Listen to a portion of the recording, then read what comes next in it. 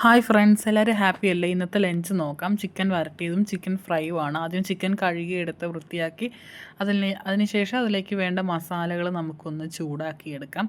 ഇവിടെ ഞാൻ മഞ്ഞൾപ്പൊടിയും മുളക് പൊടിയും മല്ലിപ്പൊടി കുറച്ച് ഗരം മസാലയും കൂടെയാണ് ചേർക്കുന്നത്.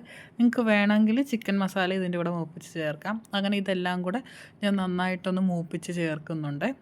മൂപ്പിച്ചെടുത്ത് അതിനുശേഷം നമ്മുടെ ചിക്കനിലേക്ക് ഇട്ടിട്ട് നമുക്ക് നന്നായിട്ട് മിക്സ് ആക്കിയിട്ട് നമുക്ക് ഇതിലേക്ക് കുറച്ച് ഉപ്പും വെളിച്ചെണ്ണയും കുറച്ച് കറിവേപ്പിലയും കൂടെ ചേർത്തിട്ട് നമുക്ക് നന്നായിട്ട് മിക്സാക്കി മാറ്റി വയ്ക്കാം.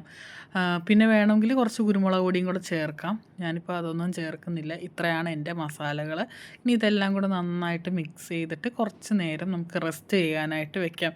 റെസ്റ്റ് ചെയ്തതിന് ശേഷം പിന്നെ നമുക്ക് ഇതിന് വേണ്ട ആവശ്യമായ സാധനങ്ങളൊക്കെ എടുക്കാം. സവാള, ഇഞ്ചി, പച്ചമുളക്, വെളുത്തുള്ളി. സവാള ഞാനൊരു 4 എണ്ണമാണ് എടുത്തിരിക്കുന്നത്. 4 സവാള നമുക്ക് ഏത് വലുപ്പത്തിലാണോ വേണ്ടത് അതുപോലെ അരിഞ്ഞെടുക്കുക. അതിനുശേഷം ഇഞ്ചി, പച്ചമുളക്, വെളുത്തുള്ളി, കറിവേപ്പില അതൊക്കെ ഞാൻ ചതച്ചാണ് ഇട്ടിരിക്കുന്നത്. അതെല്ലാം ഞാൻ ചതച്ചെടുത്തിട്ടുണ്ട്. അതിനുശേഷം ഒരു പാൻ ചൂടായി വരുമ്പോൾ വെളിച്ചെണ്ണ ഒഴിക്കുക. വെളിച്ചെണ്ണയിലേക്ക് ഈ നമ്മൾ ചതച്ച് വെച്ച ഇഞ്ചി, പച്ചമുളക്, വെളുത്തുള്ളി ഇതെല്ലാം കൂടെ ചതച്ച് ചേർക്കണം. അത് നന്നായിട്ട് മൂത്ത് വരുമ്പോഴേക്കും നമുക്കതിലേക്ക് നമ്മുടെ സവാള ഇടാം. സവാള ഇട്ട് നന്നായിട്ടൊന്ന് വഴറ്റിയെടുക്കാം. സവാള നന്നായിട്ട് മൂത്ത് വരണം. മൂത്ത് വന്നതിന് ശേഷം മാത്രം നമുക്ക് നമ്മുടെ പുരട്ടി വെച്ച് നമ്മൾ റെസ്റ്റ് ചെയ്യാൻ വെച്ചിരിക്കുന്ന ചിക്കൻ നമുക്കിതിലേക്ക് ഇട്ട് കൊടുക്കാം. ഇപ്പോൾ സവാള ഒന്ന് മൂത്ത് വരുന്നതേ ഉള്ളൂ. അപ്പോൾ നന്നായിട്ടൊന്ന് മൂത്ത് വരട്ടെ.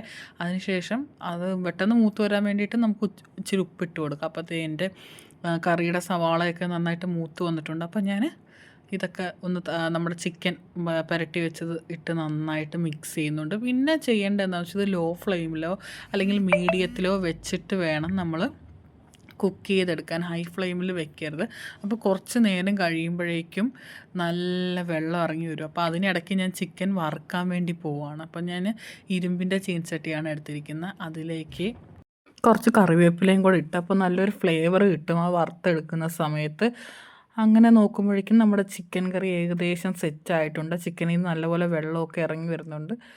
അപ്പോൾ നമുക്ക് ചിക്കൻ ഫ്രൈ ഒന്ന് തിരിച്ചിടാം. ഇനി ഒരു ഭാഗം വെന്തിട്ടുണ്ട്. ഇനി അടുത്ത ഭാഗവും കൂടെ നല്ലപോലെ ഫ്രൈ ചെയ്ത് എടുക്കാം. അപ്പോൾ കുറച്ച് നേരം ഇതും ഒരു മീഡിയം ഫ്ലെയിമിലിട്ട് വേണം നമുക്ക് ചിക്കൻ ഫ്രൈ നല്ലപോലെ മൂപ്പിച്ചെടുക്കാൻ വേണ്ടിയിട്ട്. അപ്പോഴേക്കും ചിക്കൻ വറുത്തതൊക്കെ ഏകദേശം ഇവിടെ റെഡി ആയിട്ടുണ്ട്. ഇനി നമുക്കത് വേറൊരു പാത്രത്തിലേക്ക് മാറ്റാം. അങ്ങനെ ഞാൻ വേറൊരു പാത്രത്തിലേക്ക് ടിഷ്യൂ പേപ്പറൊക്കെ ഇട്ട് മാറ്റിയിട്ടുണ്ട്. നമ്മൾ ചിക്കൻ ഫ്രൈ റെഡി ആയിട്ടുണ്ട്. അപ്പോൾ അപ്പുറത്തെ അടുപ്പിൽ നമ്മുടെ ചിക്കൻ വരട്ടിയതും കൂടെ ശരിയായിക്കൊണ്ടിരിക്കുകയാണ്. ഇതിൻ്റെ വെള്ളം പോയി നല്ല വരണ്ട് വരണം. അപ്പോഴാണ് ചിക്കൻ വരട്ടിയതാവുന്നത്. അപ്പോൾ ഞാൻ കുറച്ച് ചാറ് വെച്ചിട്ടുണ്ട്. അപ്പോൾ അങ്ങനെ നമ്മുടെ ചിക്കൻ കറിയും ചിക്കൻ ഫ്രൈയും റെഡി ആയിട്ടുണ്ട്. അങ്ങനെ ഇന്നത്തെ ലഞ്ച് റെഡി ആയിട്ടുണ്ട് കേട്ടോ.